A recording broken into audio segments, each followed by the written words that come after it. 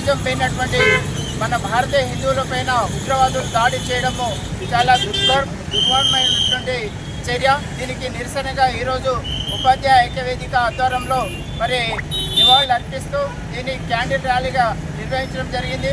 మరి పాకిస్తాన్లో ఉగ్రవాదము బాగా పెరిగి భారతీయ హిందువులపైన దాడి చేయడం ఇది చాలా బాధాకరమైనటువంటి విషయము.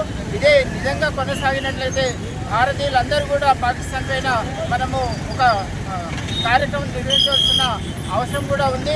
మరి మతపరమైనటువంటి పిచ్చి వారికి ఉండడము, అలాగే ఆ రోజు కాల్చే విషయంలో కూడా ఏ మతం వారు ఎవరు అని చెప్పేసి తీవ్రమైనటువంటి దుర్మార్గానికి చర్యలు పాల్గొనడము ఇది హేయమైనటువంటి చర్య.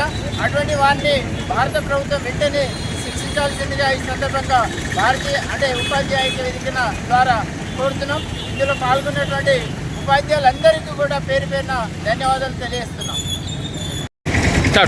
ఈ నెల 22న కాశ్మీర్లో పర్యటనపై దాడిని సిరిసిల్ల జిల్లా ఉపాధ్యాయ ఐక్యవేదిక ఇది ఖండిస్తూ ఉన్నది.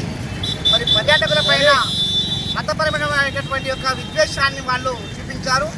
భారతదేశంలో డాక్టర్ బాబాసాహెబ్ అంబేద్కర్ రాసిన రాజ్యాంగం ద్వారా ఈ దేశంలో ప్రపంచంలో ప్రతి మానవుడు కూడా అంటే ఎట్లాంటి మతాలైనా కానీ తీసుకునే హక్కు ఉన్నది. ఎలాంటి మతాలు స్వీకరించిన వాళ్ళు దేశంలో కానీ రాష్ట్రాల్లో కానీ పండించినటువంటి స్వేచ్ఛ ఉన్నది. అలాంటి స్వేచ్ఛను అడ్డుకునేటువంటి శక్తి ఎవరికి లేదు.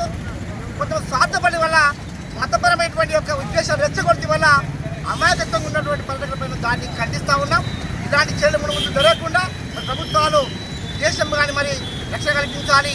ఒకవేళ కనుక ఇట్లాంటి పర్యటకులపైన రాష్ట్రం కానీ దేశం కానీ శిక్ష వేయకపోతే అడ్డుకోకపోతే భారతదేశంలో ఈ మత కులాలు పెరుగుతాయి. కాబట్టి మత కులాలను ఆపేటువంటి యొక్క చర్యలు మరి అంటే చేపట్టి చెప్పేసి డిమాండ్ చేస్తూ ఉన్నాం.